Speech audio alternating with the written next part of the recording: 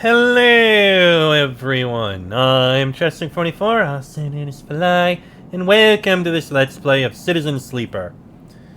Last episode, we did a fair bit more hacking, and managed to get enough money to get at least one bit of stabilizer. We also got a key, but in order to use this key, we need to get into the next area, the low end.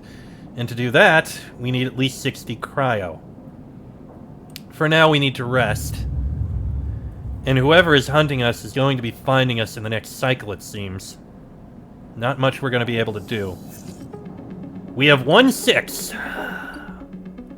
It's not much, but it's enough that we can finish up the forensic trawl. And we got some scrap out of it. That's good.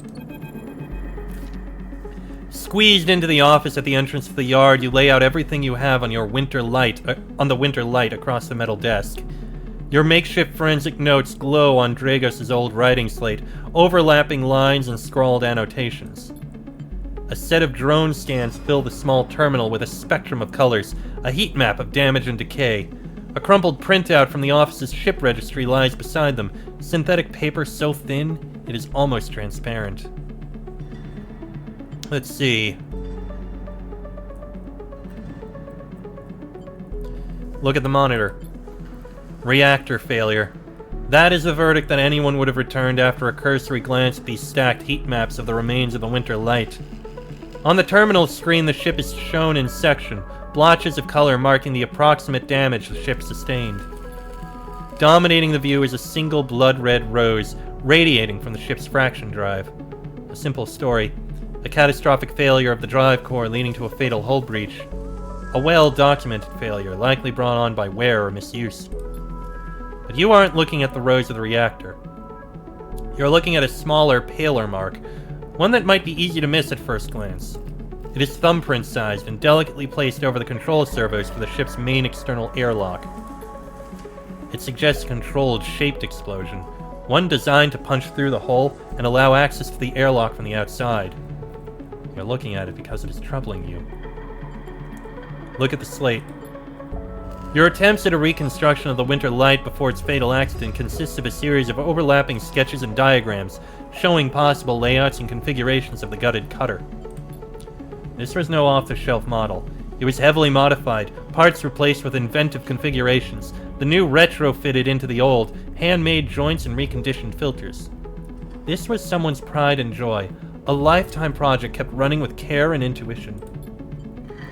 It also contained a set of hidden compartments. You missed them at first, where the hull had been thickened, the corners rounded to disguise the change. But they are there. Look at the printout. A plain list shows the registration history of the winter light, the gaps between the entries tantalizingly opaque. Its first registration was a couple of thousand cycles ago on this very station, logged at the central hub. From here, the registry tells the story of a busy ship, one that rarely stayed on station for more than a few cycles, and often took on voyages that kept it away from the eye for up to 100 cycles. The winter light got little rest. An old ship, many cycles under its belt, carefully maintained. A reactor failure preceded by a carefully concealed external entry. A suite of hidden compartments tucked away.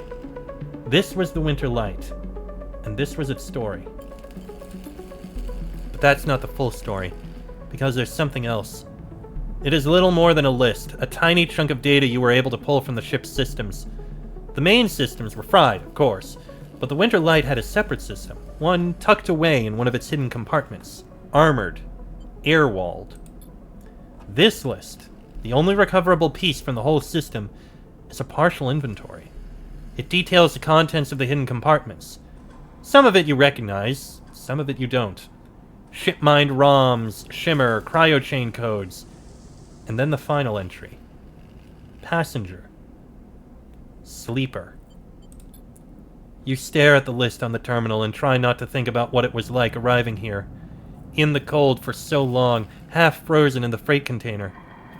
Had this sleeper been smarter? Luckier? How would they convince the Winter Light, a smuggler's ship if you ever saw one, to extract them from SNARP?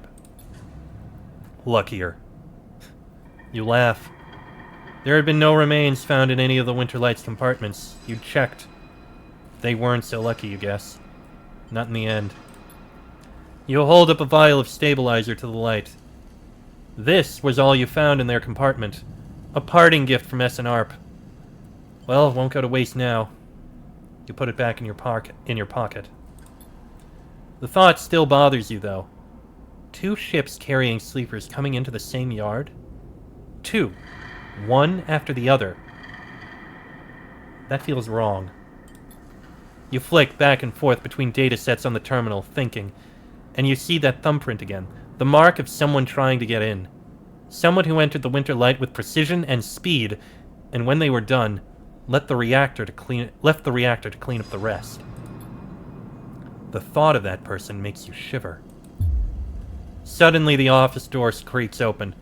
Drago stands in the doorway, staring at the equipment and notes you have assembled. What is all this? He snatches the slate from the desk, faster than you realize he could move. You're running an investigation here? What am I paying you for? The drone on his shoulder starts whining shrilly, his anger passing to it through his implants. Where is this ship from? Leave this alone. He starts shaking his head. I know you have a lot of questions, but this isn't the way. He turns away, muttering to himself. This is the last thing I need. This ship had a sleeper on it. Dragos freezes, suddenly angry. What did you say? He pushes past you to look at the terminal, at the list. He shakes his head.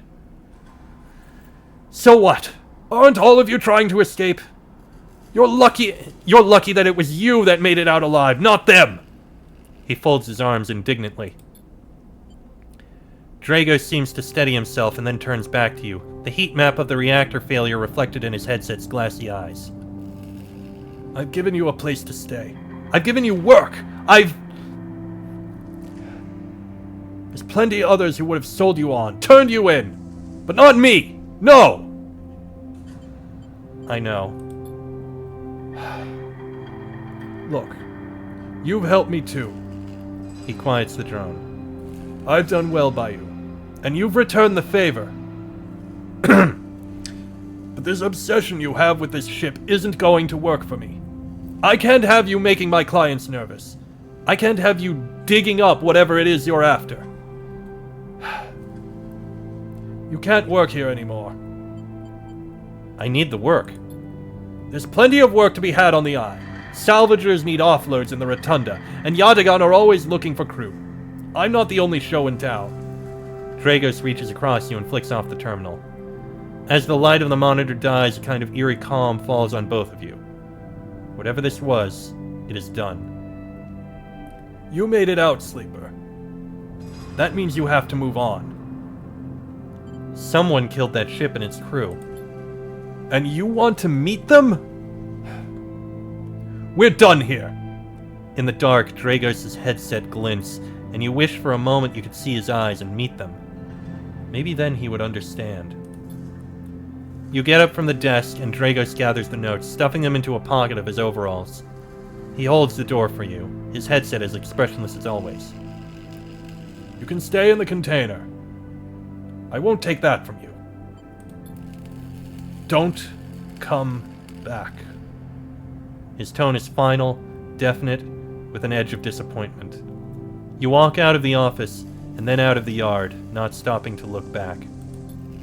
You leave the yard, thumbing the vial in your pocket, knowing that this, at least, guarantees you a little more time. And as you walk, your mind once again drifts to that person who killed the Winterlight, and whether or not that person will come for you. Well, we got an upgrade point. I can improve Intuit. Sunbathes dice action allows energy recovery at home. That could be useful. Chance to gain energy after any engage action. And chance to gain random scrap item on engineer actions. All three of those could be good.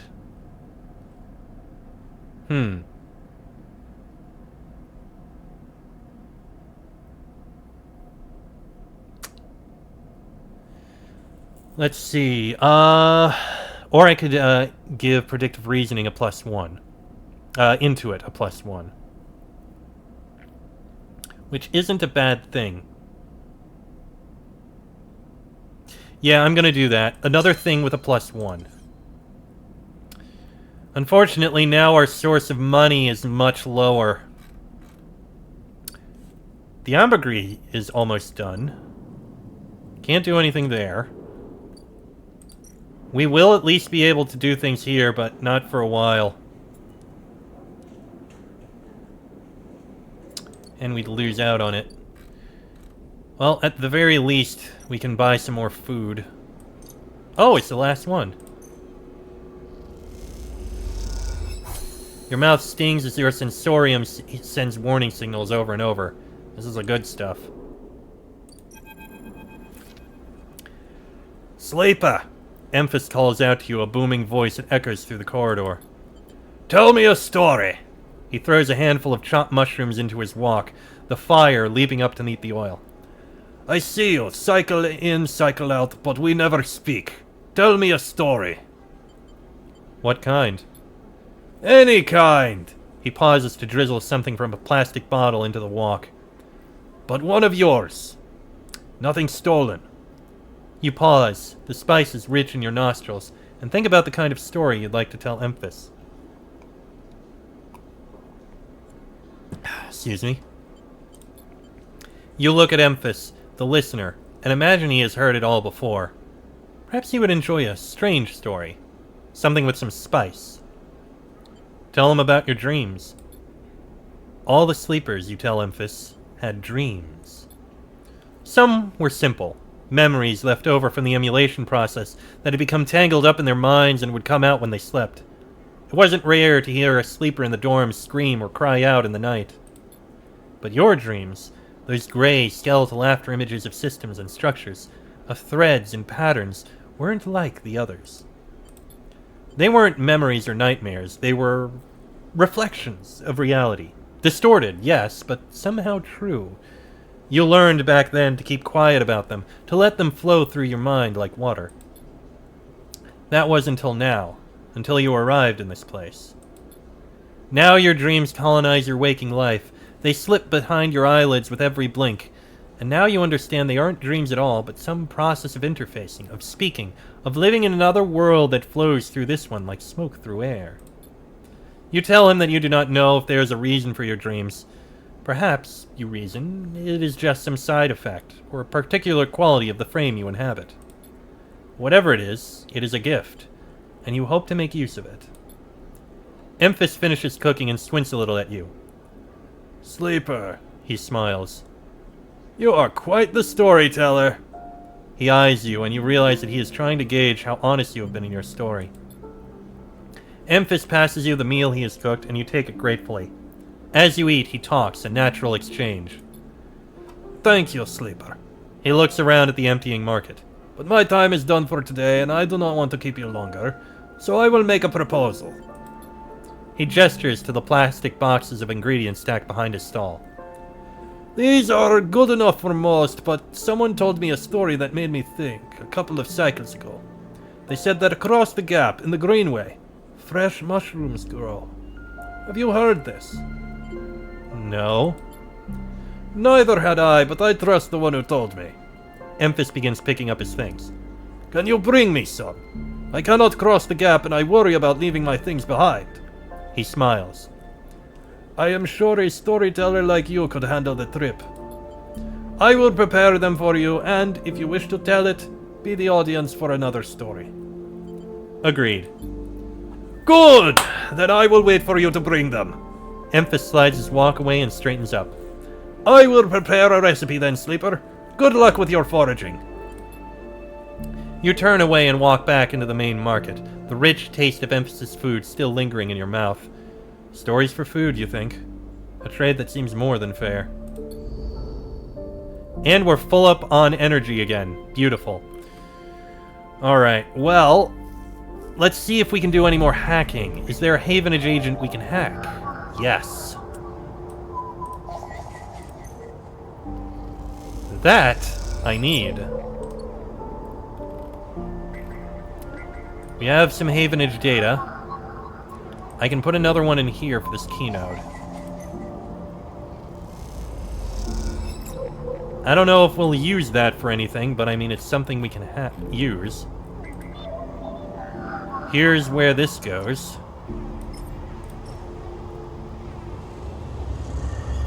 The gate flips, you're in.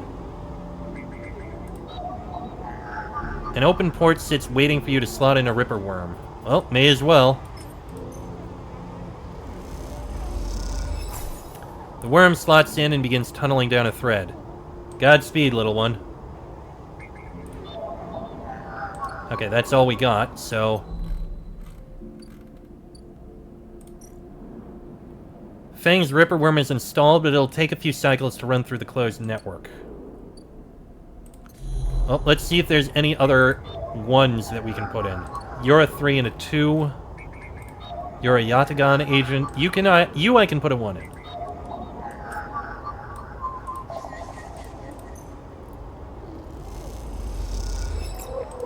That's all I can do there.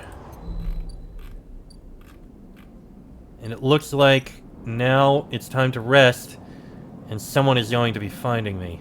But we do have some stabilizer, so we can at least stay full. Let's end the cycle.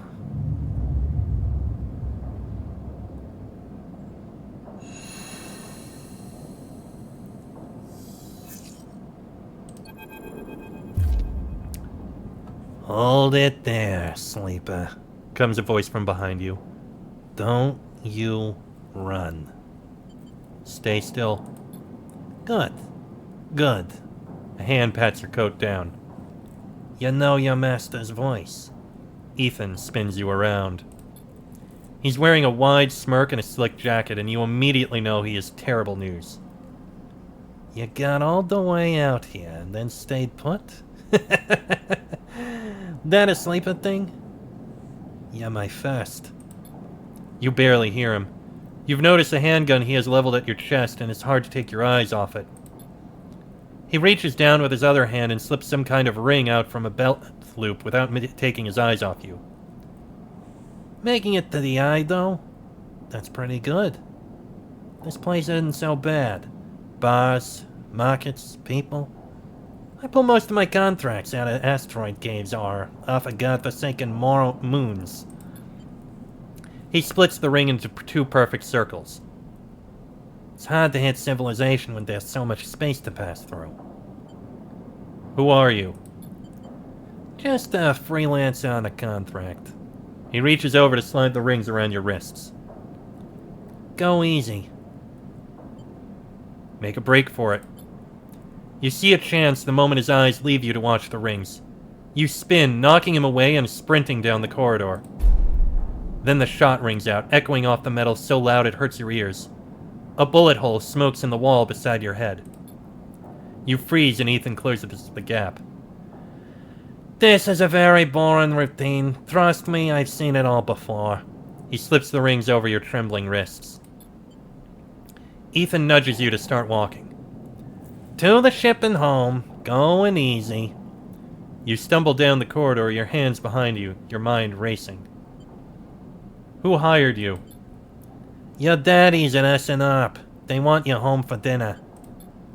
Ethan yawns and continues to nudge you down the corridor. Shame to come all the way out here just to head back to SNOP right away. That tracker of yours makes this too quick. Was hoping you'd put up a bit more of a chase, you know? A run-in battle through the Bright Market, maybe. Or a holdout in the Low End. There's a few establishments I would have enjoyed checking out while I asked around. You walk on in silence for a little longer, desperately trying to think of a way to escape. That SNRP tracker will be the death of you.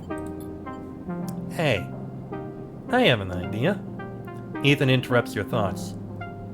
How about on the way back to the ship we stop for a drink? I'm buying. Stay silent. Although, I got myself thinking. What's the rush here? Here we are, in one of the most lawless joints in the surrogate systems, and we're heading for the exit. He pauses, and you trudge on in silence. Okay. Here's the idea. You and me, we make a little agreement. Here are the terms. He turns you to face him. You run, or leave, or try to abandon DI, I shoot you.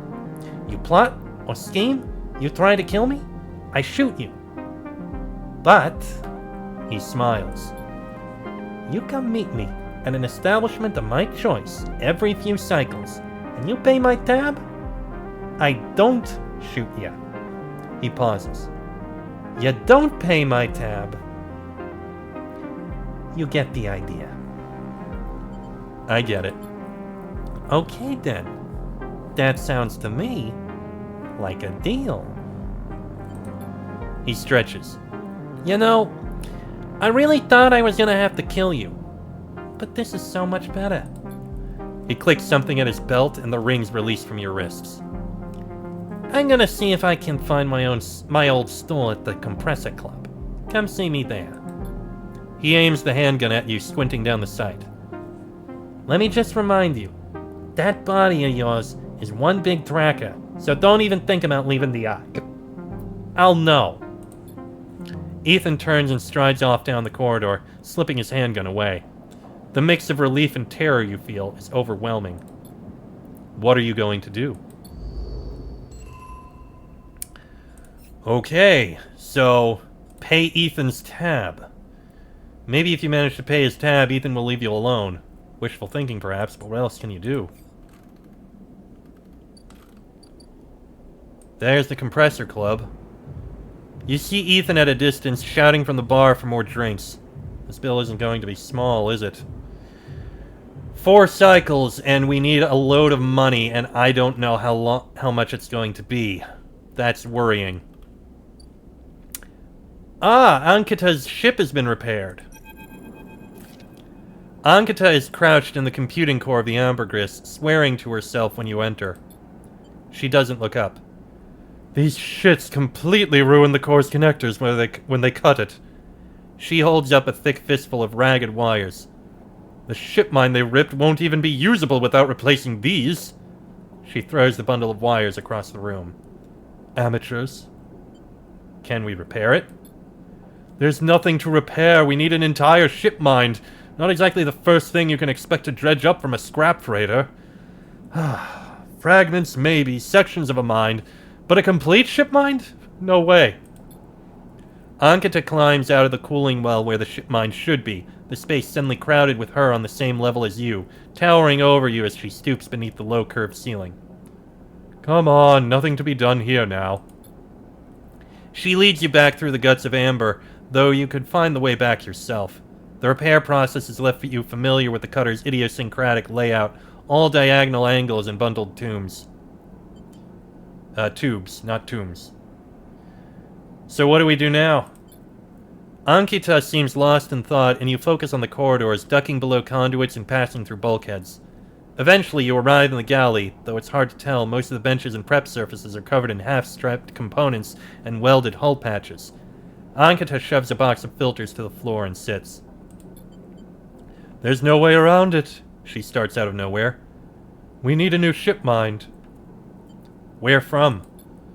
Scrap freighter, ord exchange, hell, find one in the overlook bathroom. Doesn't matter where, just matters that we get one. She rubs her forehead. Seems I'm about to do something very stupid, but hey, I came here, didn't I? Why not make a run of it? She fixes you with a hard stare. Sleeper, you're all I've got. No crew, no friends, you're it. She looks uncomfortable. I appreciate the time you've put in on Amber, and I'm sure she would too if she could. What I'm saying is, if you screw me on this, I'll kill you. She leans over and hands you a stack of chits. A big stack of chits. You don't dare to count them. Get me that ship mine, Sleeper. Don't make me regret this. You won't. Look, just get out of here before I change my mind. You slip out of the galley and head back towards the main lock. As you do, Amber growls and creaks like a caged animal. You reach a hand out to calm her. Time to find Ankita a ship mined. Somehow. Well, we just got 100 credits. That helps out immensely. We still have another 2 cycles in Feng's Bay. That merchant freighter's about to leave. I could buy ship mine fragments. That would cost a lot, and they only have 2, and it would cost all of my money.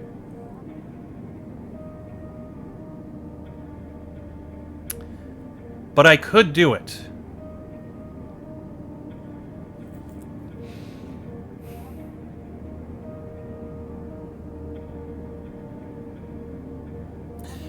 We are not exactly on critical time limit for it.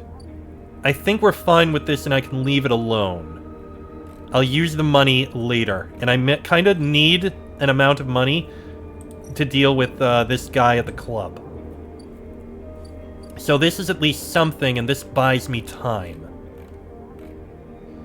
And I can use this to search the shipyard at least. And by searching the I can search the shipyard a bit with the high rolls I have. Do some more hacking. I can... Ooh, there is another thing I can do. I can throw this onto the Ord Exchange. There's components sold. If I'm somehow able to get more components, I'll be able to get even more. And I'll be able to get to Trusted Trader, which I'll need anyway in order to get that. And I have Intuit, so I can play the exchange.